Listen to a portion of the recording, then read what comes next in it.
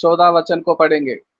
यशायाह नबी पुस्तक 58 और 14। ये महीने का प्रतिज्ञा है, वाचा है, प्रॉमिस है। आप पढ़ेंगे Sajan Kosi sir. Praise the lord, praise the lord. आइए हम पढ़ते हैं यशायाह 58:14। तो तू यहोवा के कारण सुखी होगा और मैं तुझे देश के ऊंचे स्थानों पर चलने दूंगा। मैं तेरे मूल पुरुष याकूब के भाग की उपज में से तुझे खिलाऊंगा, क्योंकि यहोवा ही के मुख से यह वचन निकला है। आमीन। आमीन आमीन। धन्यवाद साजन कोशी सर को, जो मई महीने का विशेष प्रॉमिस को पढ़कर सुनाए हैं। हम सब आशीष को पाए हैं। धन्यवाद। और बहुत ही विशेष समय, अर्थपूर्ण समय में आए हैं। मदन कुमार जी तैयार खड़े हैं बनारस से। वो दीन और नम्र बनकर, अच्छे चेले बनकर। मदन कुमार जी, आपका स्वागत है। Thank you sir, thank you. बहुत बहुत धन्यवाद आपको, सभी भाई बहनों को जय मसीह बोलता हूँ। आज प्रभु ने हमें वचन को सुनाने के लिए, प्रचार करने के लिए ये शुभ अवसर दिया है। इसके लिए मैं प्रभु को बहुत बहुत धन्यवाद करता हूँ। आइए एक छोटा सा स्तुति गीत को गाते हैं। सभी लोग अपनी अपनी आंखें बंद करें और गुनगुनाएं। अपनी सामर्थ्य से भर दे, अभिषेक मेरा कर दे। तू आ पवित्र आत्मा, तू आ हमारे बीच में। अपनी सामर्थ्य से भर दे, अभिषेक मेरा कर दे। तू आ, तू आ, तू आ पवित्र आत्मा, तू आ हमारे बीच में। धन्यवाद करते हैं प्रभु, धन्यवाद करते हैं जो इस समय हमारे लुकिंग इनटू जीसस परिवार के बीच में आप हैं प्रभु। अभी तक आपने प्रार्थना को सुना, आराधना को सुना, और अब आप प्रभु जी हमारे प्रचार प्रसार में सहायता मदद करेंगे प्रभु, ताकि जो भी वचन आपके द्वारा लिखा गया है प्रभु जी, उस पे मैं चिंतन मनन कर सकूं। हमें आशीष दे, मेरे भाई बहनों को आशीषित करें। धन्यवाद। आज का प्रचार का विषय मैंने लिया है कि यीशु पापियों का उद्धार करता है। ईसा मसीह इस संसार के जितने भी पापी हैं सबको वो छुड़ाने के लिए स्वर्ग को छोड़कर इस धरती पे आया। आइए हम यहाँ पे जानते हैं कि ईसा मसीह इस संसार में क्यों आए, क्या कारण था। यहाँ तो बहुत सारे महान पुरुष थे, सभी धर्मों के मानने वाले थे, लेकिन पवित्र पिता ईसा मसीह को इस धरती पे क्यों आना पड़ा, स्वर्ग को छोड़कर इस पृथ्वी पे क्यों आना पड़ा। इसके लिए हम देखेंगे मत्ती की पुस्तक उसका पहला अध्याय का 21वां पद।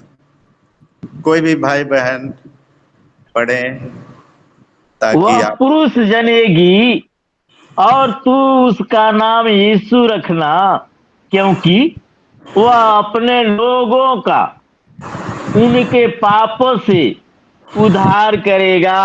आमीन। आमीन आमीन। प्रभु आपको इन वचनों को पढ़े जाने पे बहुत बहुत आशीष दे।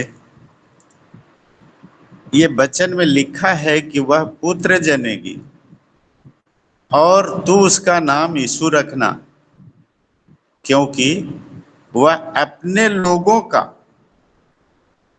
उनके पापों से उद्धार करेगा, यानी छुटकारा देगा, बचाव करेगा। वो किसी का धर्म बदलने के लिए इस पृथ्वी पे नहीं आया, वो पापियों का उद्धार करने के लिए संसार में आया। और आप जानते हैं कि ये काम केवल परमेश्वर ही कर सकता था। ये काम कोई संत, कोई महात्मा, कोई गुरु, कोई पीर या पैगंबर के द्वारा संभव नहीं था। इसलिए परमेश्वर को इस संसार में आना पड़ा। यहाँ पर हम जक्कई की कहानी को दोहराना चाहते हैं।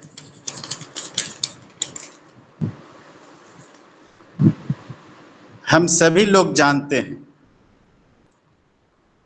कि जक्कई के जीवन में सबसे बड़ा विषय क्या था। वो धनवान व्यक्ति था। आज संसार में इतने बड़े बड़े क्राइम होते हैं, करप्शन होते हैं, किस लिए होते? पैसों के लिए होते। आज के वर्तमान समय में पैसा दूसरा ईश्वर बन गया है। आज इस संसार में जो लड़ाइयाँ लड़ी जा रही है, जो लड़ाइयाँ हो रही है, वो पैसों के लिए हो रही है। चाहे वो जमीन के रूप में हो, चाहे धन के रूप में हो, या किसी भी रूप में हो सकता है। आज आप देखें, भाई भाई के बीच में झगड़ा हो रहा है। ये झगड़ा क्यों होता है? पैसों के लिए होता है,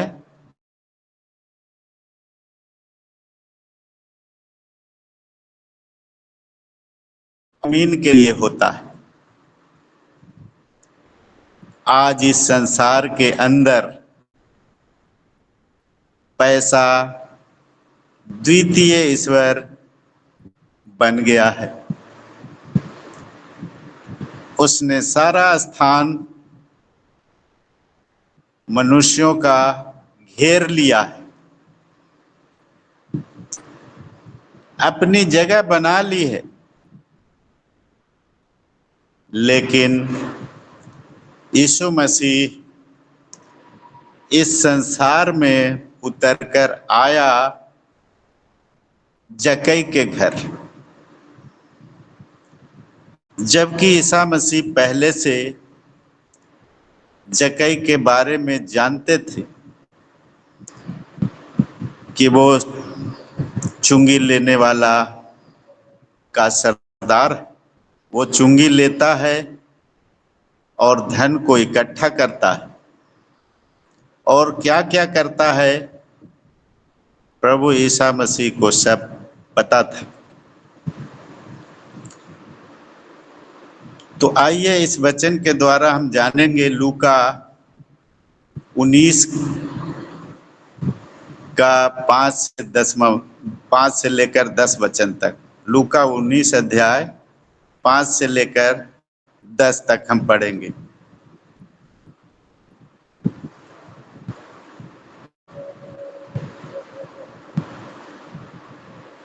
कोई भी भाई बहन पढ़ें, और नहीं तो मैं पढ़ूंगा।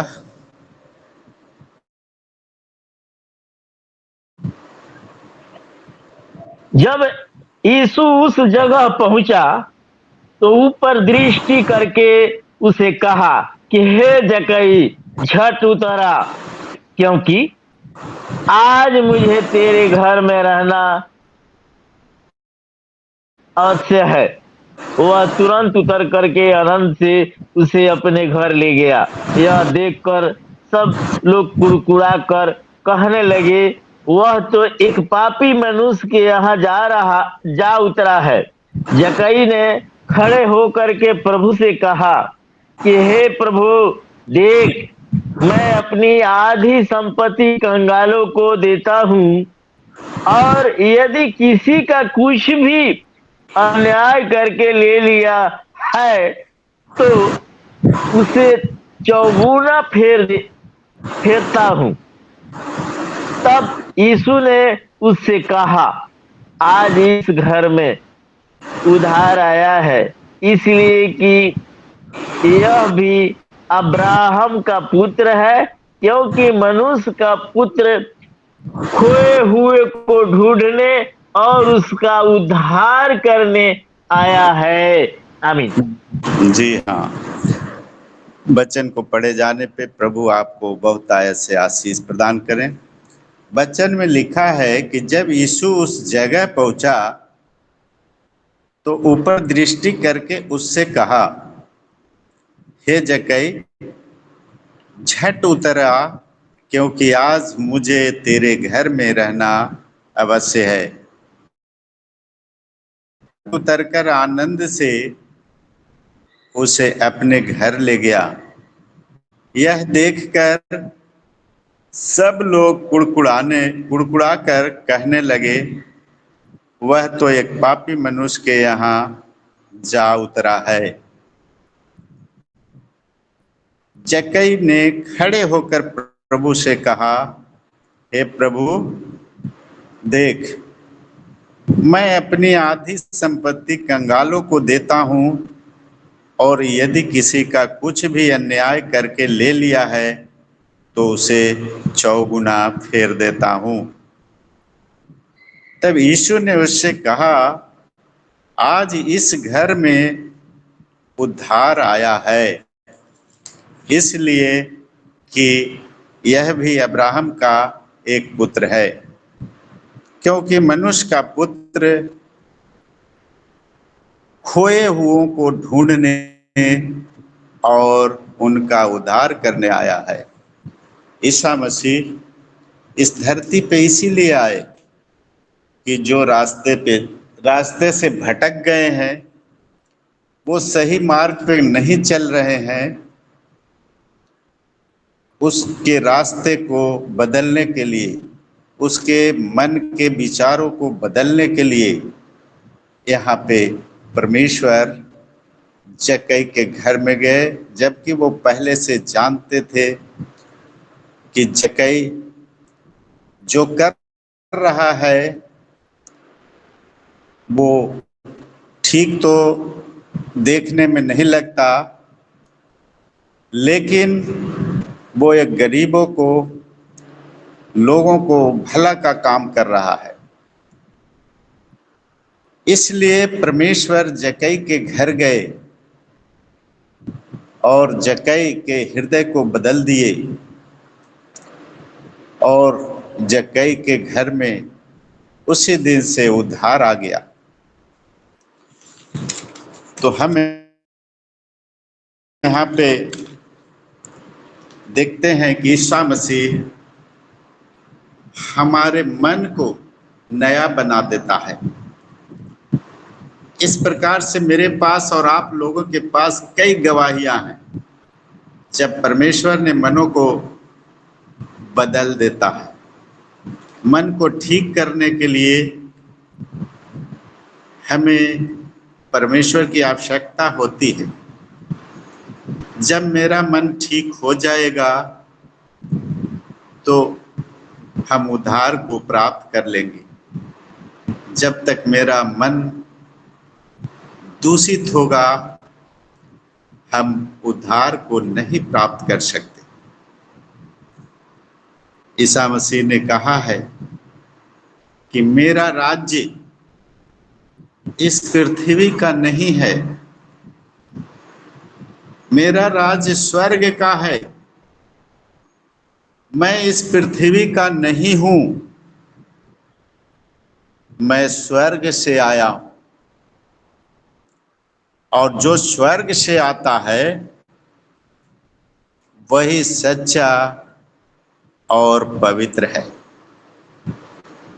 धन्यवाद पिता जो आप हमारे बीच में हैं। आप हमारे मुख से आप बोल रहे हैं पिता, इसके लिए आपको धन्यवाद करते हैं। आइए एक वचन को और हम पढ़ेंगे, प्रेरितों के काम पहला अध्याय और 3 वचन।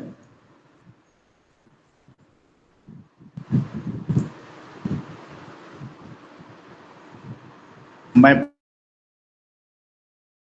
पढ़ता हूं। उसने दुख उठाने के बाद बहुत से पक्के प्रमाणों से अपने आप को उन्हें जीवित दिखाया और 40 दिन तक वह उन्हें दिखाई देता रहा और परमेश्वर के राज्य की बातें करता रहा। उसने बहुत दुख उठाया। ईसा मसीह के पास बहुत से प्रमाण हैं। उसने 40 दिन तक दिखाई देते रहा और परमेश्वर के राज्य की बातें करते रहा। यानी कि यहाँ पे जब ईसा मसीह के पुनरुत्थान हुआ तब इस धरती पे आया और उसने क्या प्रचार किया? उसने परमेश्वर के राज्य का प्रचार किया। जब सेवा यात्रा शुरू की तो पहले गलील में आकर उसने परमेश्वर के राज्य का सुसमाचार प्रचार किया।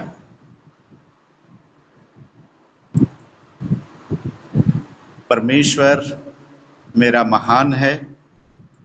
आइए एक वचन को और पढ़ेंगे, प्रेरितों के काम 19वां अध्याय का 8 वचन। कोई भी मेरे भाई बहन पढ़े।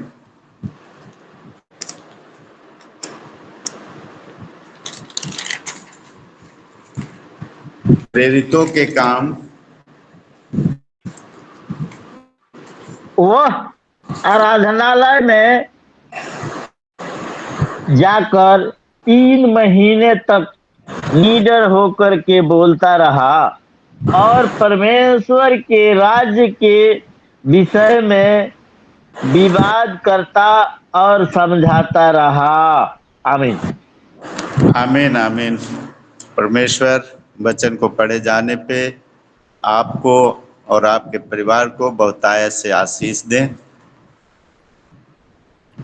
यहाँ पे जो लिखा गया है कि वह आराधनालय में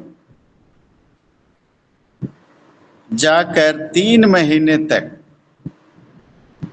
निडर होकर बोलता रहा और परमेश्वर के राज्य में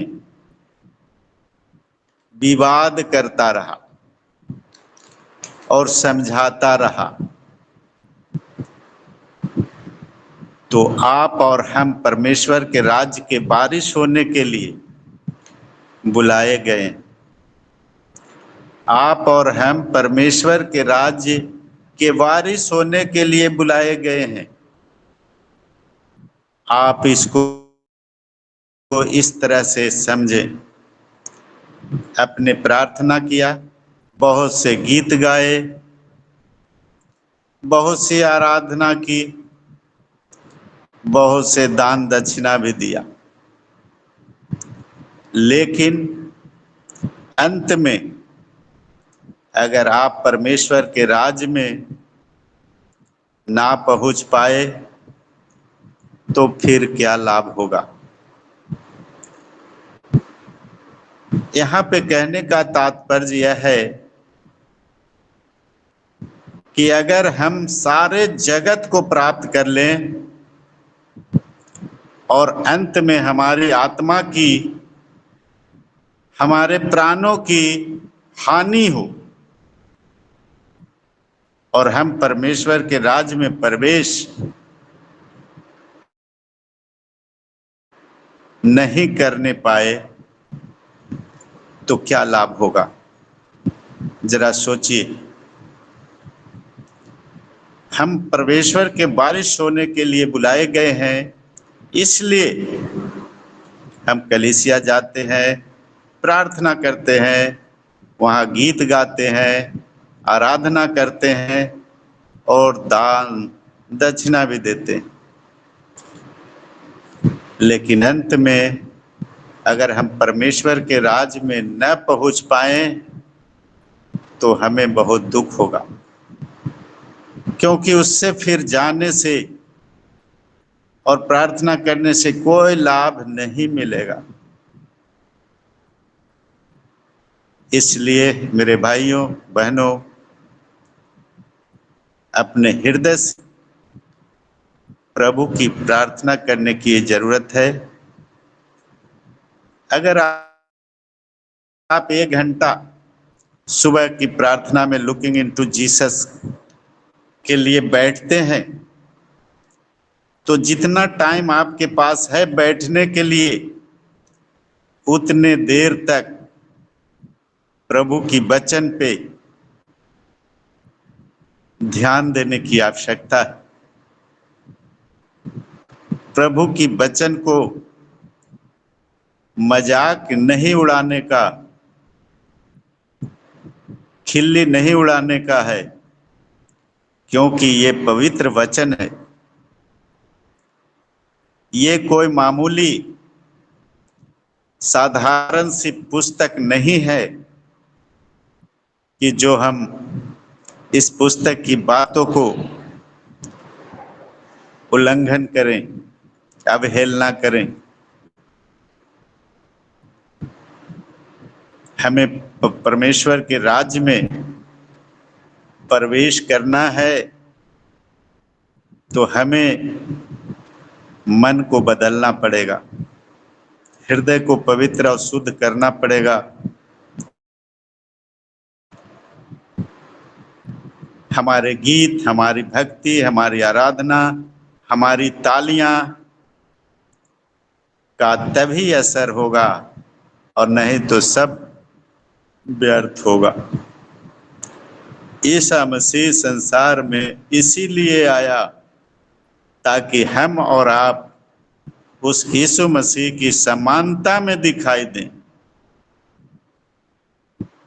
समानता का मतलब है कि जैसा ईसा मसीह दीन और नम्र थे, लोगों ने उनके सामने कुछ भी बोला, गालियां दी, मुंह पे थूका,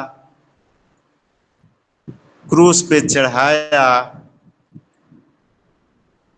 उसके बाद भी उन्होंने आशीष दी। कि हे प्रभु, ये नहीं जानते कि हम क्या कर रहे हैं, इसलिए इन्हें क्षमा कर दीजिए। जब आपको या मुझे बड़ी खुशी तब मिलती है जब आपके बेटों को देखकर लोग कहते हैं कि पास्टर जी, आपके बच्चे बिल्कुल आपकी तरह दिखाई देते हैं। अगर कोई ऐसा बोलता है तो हमें अंदर से गर्व महसूस होता है। मेरा बेटा, मेरी बेटी मेरे जैसा दिखाई दे रही है, लग रही है। आपकी शक्ल सूरत बिल्कुल आप ही की तरह लगती है तो गर्व होता है। ठीक इसी तरह प्रभु यीशु मसीह का और हमारा स्वभाव भी एक समान होना चाहिए। आइए परमेश्वर का एक वचन को और हम देखेंगे, फिलिपियो 2 का 4 से लेकर 7 तक, नए नियम में पेज नंबर 272। कोई भी भाई बहन पढ़े, नए नियम में पेज नंबर 272।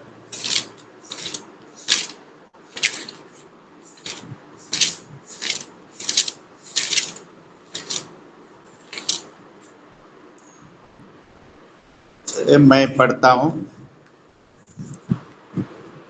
कौन सा पढ़ना है भैया?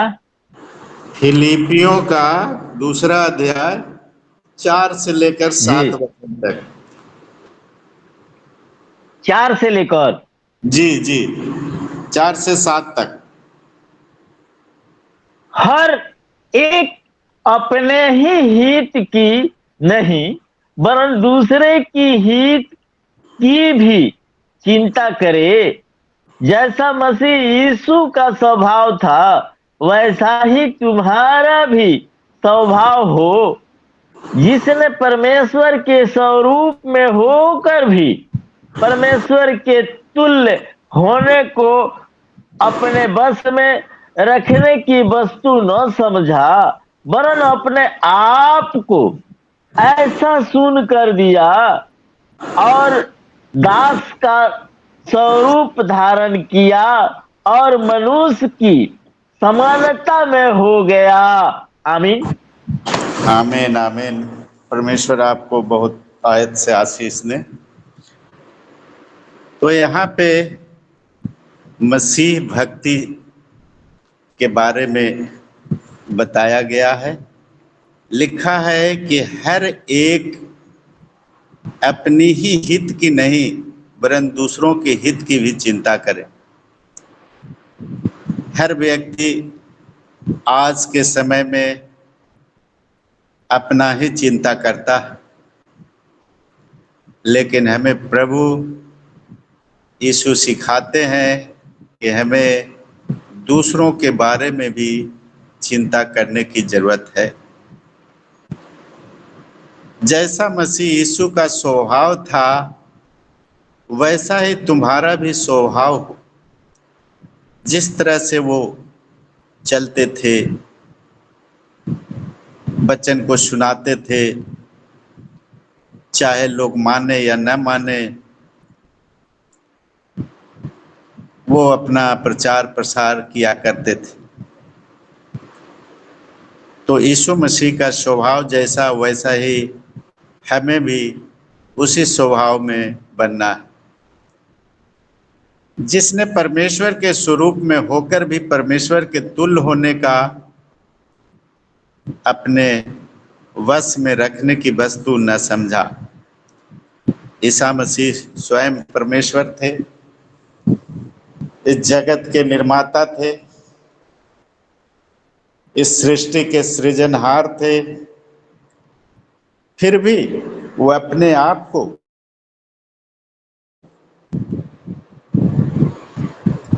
परमेश्वर के तुल्य होने का अपने वश में रखने की वस्तु को न समझा।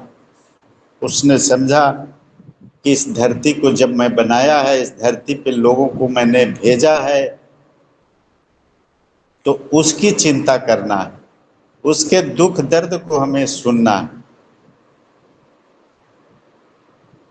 तो हमें यही शिक्षा मिलती है कि हम वचन को पढ़ते हैं तो हमें वचन के अनुसार हमें चलना भी चाहिए। और एक चीज मैं बताना चाहता हूं कि मसीह भक्ति जो है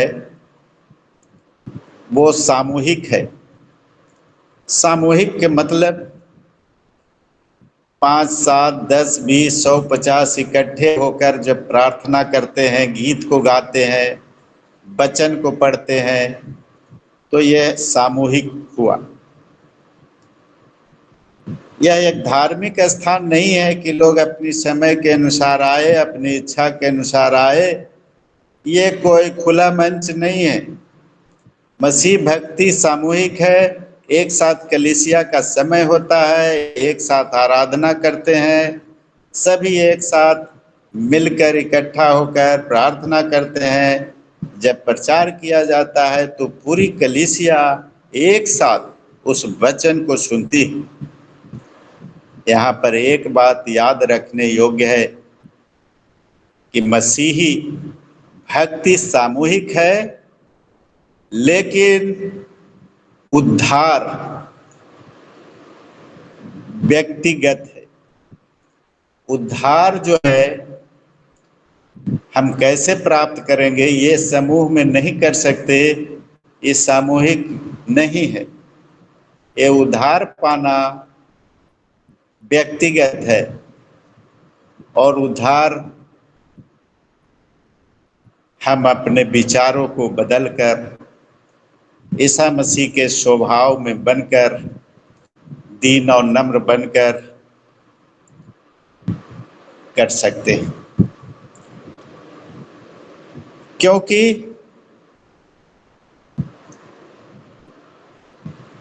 तभी हम उद्धार पा सकते हैं, क्योंकि जितना हम प्रभु के समीप जाएंगे, आराधना करेंगे, प्रार्थना करेंगे, सच्चे दिल से, सच्चे मन से, किसी को दिखाने वाली नहीं, दिखावट नहीं, तभी हम उद्धार को प्राप्त कर सकते हैं। स्वामी विवेकानंद भी आज से 100 साल पहले शिकागो में वर्ल्ड समिट हुआ था, तो वहां पे भी इन्होंने शून्य पे लगातार 3 दिन तक भाषण दिया था, प्रचार किया था। वो शून्य क्या था? वह शून्य का प्रचार यीशु मसीह के लिए किया गया था, क्योंकि इसमें वचन में लिखा हुआ है, 7वां वचन है कि वरन अपने आप को ऐसा शून्य कर दिया और दास का स्वरूप धारण किया और मनुष्य की समानता में हो गया। तो बड़े बड़े जो महारथी हैं, जो इनके जानकार हैं, वो प्रभु यीशु को मानते हैं और इनका स्वरूप में चलने की कामना करते हैं। धन्यवाद करते हैं प्रभु इन प्रचार प्रसार के माध्यम से, इन वचनों के द्वारा प्रभु हम सभी को बहुतायत से ज्ञान और बुद्धि दे, ताकि हम इस चीज को सीख सकें और आगे की ओर बढ़ सकें। धन्यवाद। सारा आदर महिमा प्रभु यीशु को देते हैं, क्योंकि हमें तो इतनी ताकत नहीं है, शक्ति नहीं है कि मैं प्रभु के बारे में कुछ भी बोल सकता हूँ। लेकिन जो भी हिम्मत हमें दिए, बोलने के लिए ताकत दिए, वो प्रभु यीशु की ताकत थी। धन्यवाद। जय मसीह बोलता हूँ। जय मसीह। आपको भी मदन कुमार जी बहुत अच्छे संदेश को सुना रहे थे। मदन कुमार जी, आपको धन्यवाद। इस संसार में कौन रहते थे? यीशु के अपने लोग रहते थे। संसार भर में एक व्यक्ति ऐसा नहीं पाया गया यीशु के द्वारा निर्मित किए गए। सारे लोगों को यीशु बनाया, निर्माण किया। हम सब यीशु के बनाए अपने उसके लोग हैं।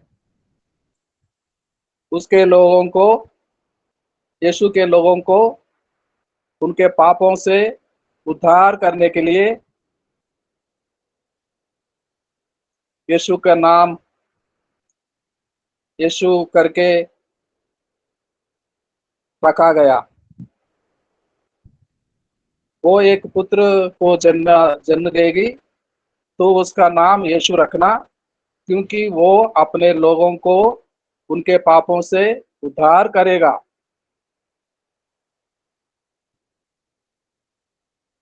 उद्धार, बचाने का, छुटकारा देने का, मरने से बचाने का काम उसको मिला है, इसलिए उसका नाम यीशु रखा गया है।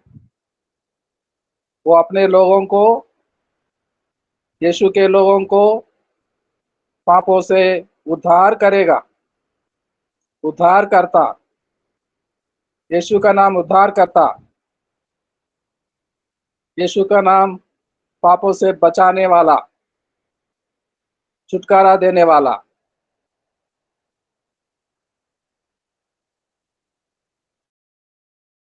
बहुत ही सुंदर संदेश सुना हमने।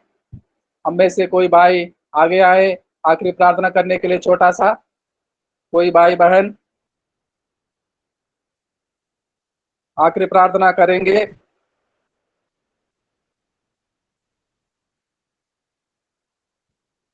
कोई भाई बहन। Praise the lord. आइए हम प्रार्थना के लिए अपनी तैयारी दें। धन्यवाद, धन्यवाद, धन्यवाद।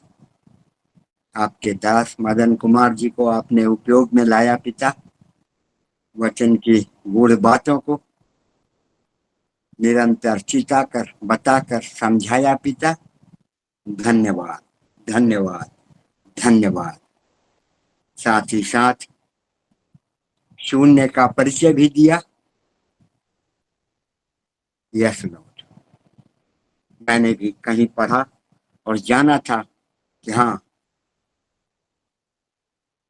एक अच्छे इंडिया के दास जो शून्य पर शिकागो में 3 दिन तक लगातार बिना रुके बोल पाए, यह वचन की गूढ़ बातें ही हैं।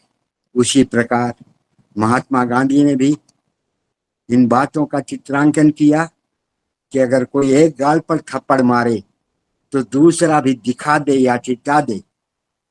ये भी करीब करीब उसी प्रकार की बातें अगुए या अपने राष्ट्रपिता या द्योतक जिन बातों का चित्रांकन किए हैं, उन्होंने ये तो नहीं दर्शाया कि इन उद्धरण को मैंने बाइबल से लिया।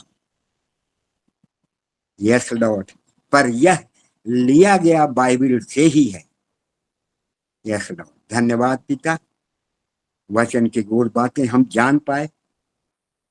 आज जिस शब्द का, जिस वर्ड का मीनिंग उन्होंने समझाया, उद्धारकर्ता पापियों के लिए ही आया, और हम सब इस संसार में जितने भी हैं सब पापी ही हैं। सुसमाचार को सुन, एक आत्मदर्शन को लेकर, उस ट्रांसफॉर्मेशन को लेकर यदि हम उद्धार के अनुभव को जान पाते हैं, ये महान आशीष का कारण होगा। वचन देहधारी होगा और वचन हम पर प्रबल होगा। Yes Lord.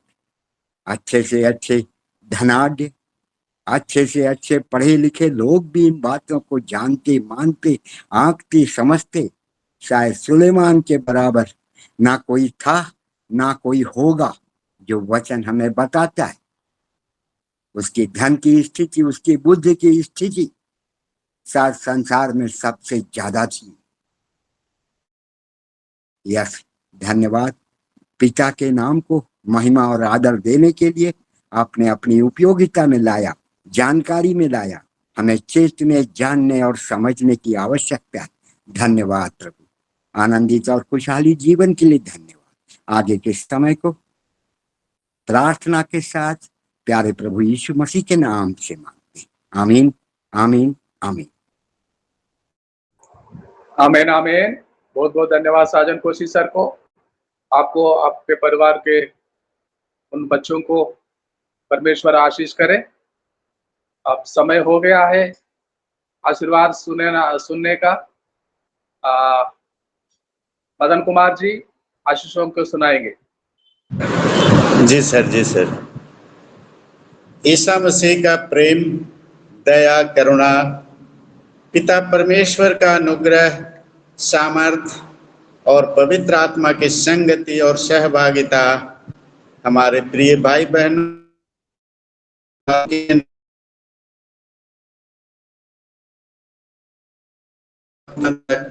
हमेशा हमेशा के लिए बना रहे। आमीन, आमीन, आमीन। जय मसीह की सबको। जय मसीह सर। प्रभु और ताय से आशीष दे, सभी को स्वस्थ